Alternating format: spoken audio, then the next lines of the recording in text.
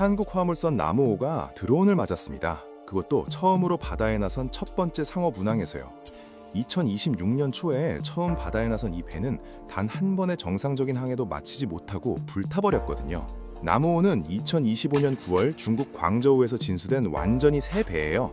적재 용량 3만 톤급 다목적 화물선, 쉽게 말해 뭐든 다 실어 나를 수 있는 만능 화물선이라고 보시면 돼요. 2026년 초에 HMM에 인도됐고 설레는 첫 상업 운항을 시작합니다. 중국 칭다오, 펑라이, 타이창을 돌며 중량 화물을 싣고 목적지인 사우디아라비아로 출발했죠. 이게 나무호의 데뷔항이었습니다. 나무호가 호르무즈 해협을 통과한 날이 2월 25일이거든요. 그런데 미국과 이스라엘이 이란을 공격한 게 딱 2월 28일이에요. 불과 사흘 차이. 만약 나무호가 딱 3일만 늦게 들어갔어도 이 사달이 안 났을 수도 있는 거예요. 기가 막히죠? 호르무즈 해협은 아라비아만과 오만만을 잇는 전략적 물목이에요. 쉽게 말해 이 물길이 막히면 페르시아만 안에 있는 배들은 나올 방법이 없는 거거든요. 나무호는 이렇게 발이 묶인 채 사우디 주베일에서 하역 작업을 마치고도 닻을 내리고 무기한 대기에 들어갔습니다. 원래라면 다시 중국으로 떠나야 할 일정이었는데 갈 수가 없게 된 거예요. 한국해운협회에 따르면 호르무즈에 고립된 한국 선사들은 하루에 약 4억 9천만 원의 손실을 보고 있었어요.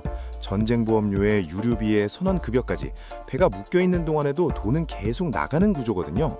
거기다 원래 실어야 할 새 화물도 못 싣고 있으니 기회비용까지 더하면 손실은 눈덩이처럼 불어나고 있었던 거죠. 그러던 중 4월부터 상황이 조금씩 달라지기 시작해요.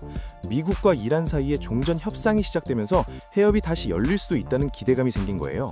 그러자 페르시아만에 갇혀있던 많은 선박들이 조금이라도 출구 가까이 이동하기 시작합니다. 나무호도 4월 30일에 사우디 주베일에서 UAE 우말쿠아인 해역으로 정박 위치를 옮겼어요. 해협이 열리면 제일 먼저 나가려고 대기 위치를 잡은 거죠. 당시 나무호 주변에는 다른 선박들도 수십 척이 같이 이동하고 있었어요. 심지어 말타 선적 유조선 오데사호는 4월 중순에 해협이 잠깐 열린 틈을 타서 탈출에 성공했어요. 나무호도 똑같은 이유로 움직인 거예요. 합리적인 판단이었죠. 근데 결말이 극명하게 엇갈렸습니다.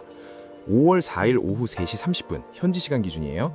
UAE 우말쿠아인 해역에 정박 중이던 나무호, 그날도 그냥 조용히 기다리고 있었거든요. 그런데 갑자기 쾅 하는 폭발음이 울립니다. 인근에 있던 HMM 다운호에서도 들릴 만큼 큰 폭발이었어요. 나무호 선원들에게 퇴선하라는 무전이 쏟아지기 시작했고 배 왼쪽 선미에서 시커먼 연기가 피어오르기 시작했습니다. 1차 폭발이 끝인 줄 알았는데 딱 1분 뒤에 또 한 번 충격이 왔어요. 전문가들이 이걸 더블탭 전술이라고 부르는데 쉽게 말해 계산된 연이역 공격이에요. 첫 번째 비행체가 두꺼운 선체에 구멍을 뚫으면 두 번째가 그 뚫린 곳으로 들어가 내부에서 폭발의 피해를 극대화하는 방식이거든요.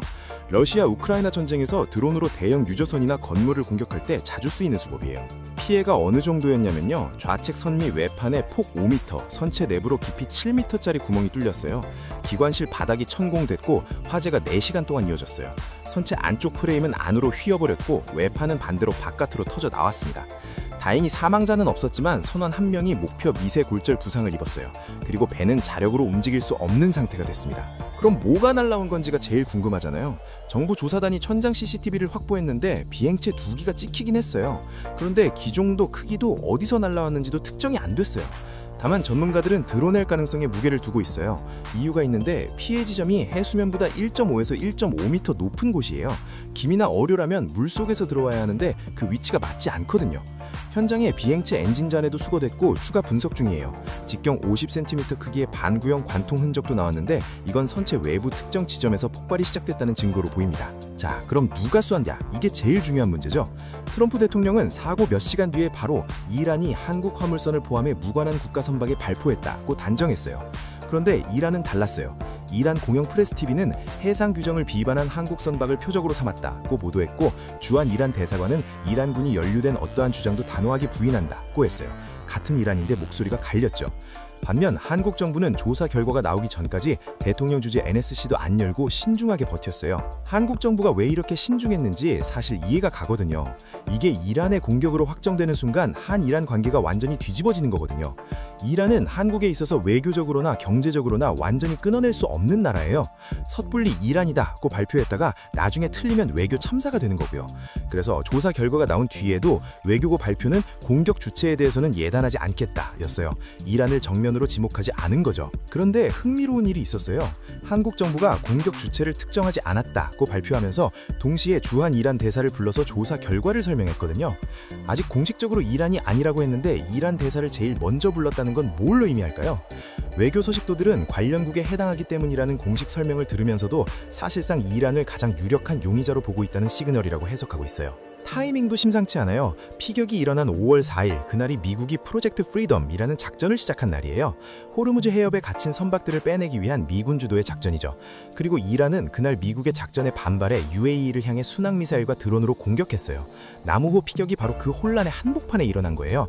이란이 미국 작전에 반발해 민간 선박을 맞췄을 수 있다는 정황이죠. 자, 그럼 지금 나무호는 어딨냐면요. 피격 나흘 뒤인 8일에야 두바이 향해 도착했어요.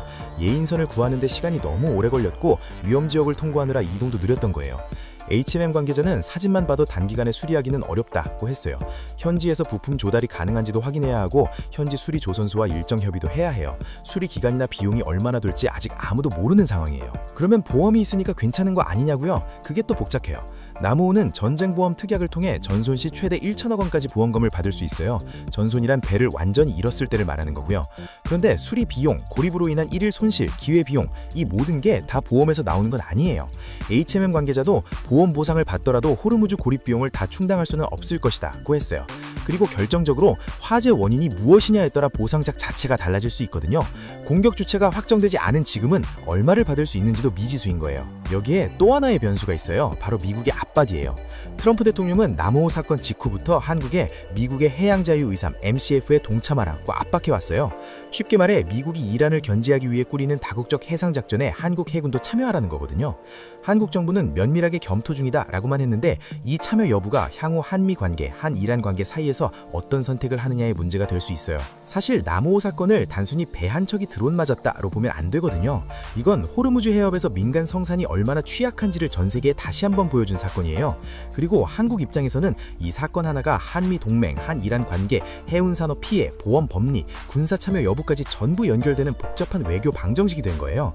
나무호가 처음 바다에 나섰을 때 이 배 한 척이 이렇게 큰 파장을 만들어낼 거라고는 아무도 몰랐겠죠. 비행체 잔해 분석 결과가 나오면 공격 주체가 좁혀질 수 있어요. 그게 이란으로 확정되는 순간 외교 파장은 상당할 거예요.